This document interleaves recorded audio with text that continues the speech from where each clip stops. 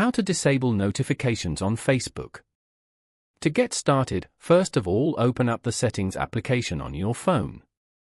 In the Settings page, scroll down and tap on Notifications. Once you're here, scroll down to find Facebook and open it. This is the Facebook Settings page. On this page, you can view and manage all Facebook notification settings. For example, sounds and badges. Here, turn off the Allow Notifications option at the top. You have now successfully turned off all notifications for Facebook. You can always turn it back on from here. You can repeat the same steps to turn off notifications for all your other apps as well. Following these steps, you can easily disable notifications on Facebook. Thank you for watching.